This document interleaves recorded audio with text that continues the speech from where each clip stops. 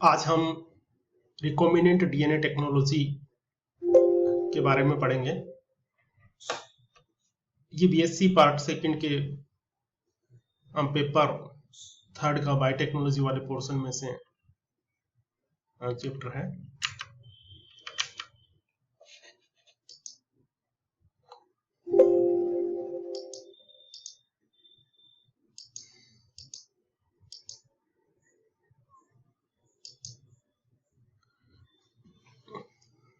इस टॉपिक में अपन बायोटेक्नोलॉजी का संक्षिप्त इतिहास, बायोटेक्नोलॉजी के अंदर जो रिकॉम्बिनेंट डीएनए टेक्नोलॉजी है उसके सिद्धांत, इसमें मॉलिक्यूलर टूल्स जैसे रिकॉम्बिनेंट डीएनए टेक्नोलॉजी में उपयोग किए जाने वाले जो आणविक जो कैंची हैं जैसे रेस्ट्रिक्शन एंडोन्यूक्लियस है, लिगेज एंजाइम है, इस तरीके से फिर इन रिकॉम्बिनेंट डीएनए टेक्नोलॉजी में जो रेस्ट्रिक्शन एंडोन्यूक्लियस है उनकी नोमेनक्लेचर, उनकी रिकग्नाइजेशन साइट, उनका क्लीवेज पैटर्न, उसके बारे में बात करेंगे।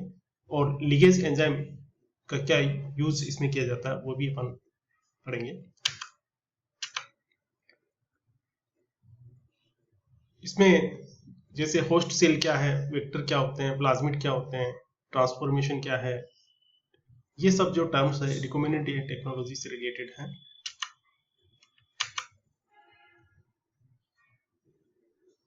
सबसे पहले अपन ये जानना चाहते हैं कि what is recombinant DNA. Recombinant DNA है क्या? तो डीएनए एक आनुवांशिक पदार्थ है। इसको कृत्रिम रूप से यदि दो विभिन्न जातियों से प्राप्त डीएनए को आपस में जोड़ दें तो जो डीएनए प्राप्त होता है उसको अपन रिकॉम्बिनेंट डीएनए या हाइब्रिड डीएनए कहते हैं। ये डीएनए जब किसी होस्ट सेल के अंदर प्रवेशित करता है तो वहां जाकर के इसमें उपस्थित जीन को एक्सप्रेस करता है, यानी उस जीन के प्रोटीन्स को बनाता है। सबसे पहले 1973 के अंदर बॉयर और कोहेन ने रिकॉम्बिनेंट डीएनए टेक्नोलॉजी के बारे में बताया। इसके बाद में, इससे पहले भी बायोटेक्नोलॉजी के बारे में, रिकॉम्बिनेंट डीएनए टेक्नोलॉजी के बारे में कुछ एक्सप्लेन किए थे और इसके बाद में भी जिसे एबीसी बायोटेक्नोलॉजी बोलते हैं आफ्टर बॉयर एंड कोहेन के द्वारा। रिकॉम्बिनेंट डीएनए टेक्नोलॉजी के जो मुख्य जो सिद्धांत है उसके अंदर हम जो वांछित जो डीएनए खंड है उसके मल्टीपल कॉपीज प्राप्त करने के लिए विभिन्न प्रकार की जो टेक्निक्स है उसका उपयोग करते हैं। डीएनए टेक्नोलॉजी के अंदर मुख्यतः 6 स्टेप्स होती है। पहली step isolation of desired DNA, जिसके अंदर जो वांछित जो डीएनए है उसको जो डोनर सेल है उसमें से निकालने की जो प्रक्रिया उसको आइसोलेशन ऑफ डिजायर्ड डीएनए बोलते हैं।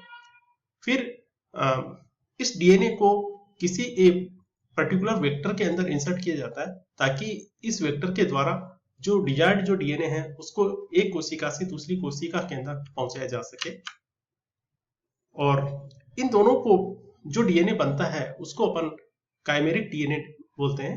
काइमेरिक डीएनए के अंदर वेक्टर डीएनए तथा डिजायर्ड डीएनए सेगमेंट को आपस में जोड़ करके हाइब्रिड डीएनए को बनाया जाता है। फिर इस हाइब्रिड डीएनए या काइमेरिक डीएनए को होस्ट सेल के अंदर स्थानांतरित किया जाता है। वहां पर इस रिकॉम्बिनेंट डीएनए का अपन मल्टीप्लिकेशन करते हैं और उन कोशिकाओं को सिलेक्ट करते हैं जिनके अंदर की ये डिजायर्ड डीएनए जो सेगमेंट है वो पहुंच चुका है।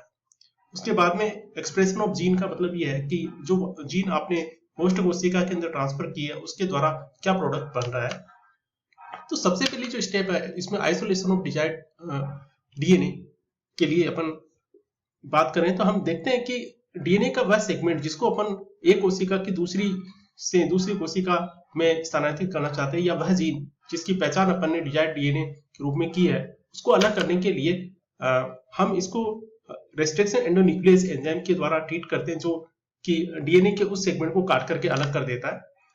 फिर इसको अल्ट्रा सेंट्रीफ्यूज किया जाता है। उसके बाद में सदर ब्लोटिंग के द्वारा इनको अलग कर लिया जाता है। सेकेंड जो स्टेप है उसके अंदर जो है आइसोलेशन ऑफ द वेक्टर के रूप में ज्यादातर प्रोकैरियोटिक जो सेल्स है उसके अंदर उपस्थित जो प्लाज्मिड है उसको वेक्टर के रूप में उपयोग किया जाता है, क्योंकि ये एक एक्स्ट्रा क्रोमोसोमल डीएनए है जो कि बैक्टीरिया के अंदर पाया जाता है और ये एक सेल्फ रेप्लिकेटिंग डीएनए है, यानी कि इसका जो रेप्लिकेशन और ट्रांसक्रिप्शन है वो मुख्य जो डीएनए बैक्टीरिया का जो डीएनए उससे बिल्कुल स्वतंत्र होता है। जब इस प्लाज्मिड को एक होस्ट कोशिका के अंदर प्रवेशित करा दिया जाता है तो इसके द्वारा इसकी मल्टीपल कॉपीज बनाई जाती है। तो इस स्टेप में हम वेक्टर जो डीएनए है उसको अपन आइसोलेट कर लेते हैं। उसके बाद काइमेरिक डीएनए और हाइब्रिड डीएनए का निर्माण, इसके लिए जो डिजायर्ड जो डीएनए सेगमेंट है और वेक्टर जो डीएनए है जो कि प्लाज्मिड के रूप में होता है, इन दोनों को आपस में मिला करके एक काइमेरिक डीएनए को बना लिया जाता है, जो कि आप इसमें देख सकते हैं, ये काइमेरिक डीएनए है।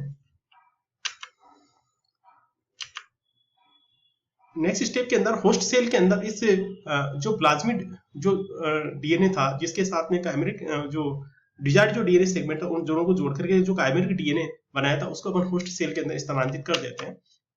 फिर उन कोशिकाओं को सेलेक्ट करते हैं जिनके अंदर के ये होस्ट सेल उन कोशिकाओं को सेलेक्ट किया जाता है जिनके अंदर ये जो काइमेरिक डीएनए है वो उपस्थित है, जिसके अंदर ये जैसे कॉलोनीज दिख रही है आपको, इसके अंदर ये जो ब्लू कलर की वे कोशिकाएं जो कि ट्रांसफॉर्म हो चुकी है, जहां पर जो डिजायर्ड डीएनए सेगमेंट जो है वो स्थानांतरित हो चुका है। फिर उसके बाद में इन कोशिकाओं जो होस्ट सेल जिनके अंदर डिजायर्ड डीएनए सेगमेंट वेक्टर के साथ में उपस्थित है उनके द्वारा बनने वाले जो प्रोडक्ट है उसको आइडेंटिफाई करते हैं। तो इसमें जो मुख्यतः दो प्रकार के एंजाइम जो है वो काम आते हैं। पहले जो एंजाइम होते हैं उनको रेजिस्टेंस एंडोन्यूक्लियस बोलते हैं और दूसरे एंजाइम जो होते हैं उनको अपन लिगेज एंजाइम बोलते हैं। नेक्स्ट चैप्टर के अंदर, नेक्स्ट वीडियो के अंदर अपन रेजिस्टेंस एंडोन्यूक्लियस क्या होते हैं और डीएनए लिगेज एंजाइम क्या होते हैं इनके बारे में जानकारी प्राप्त करेंगे। Thank you.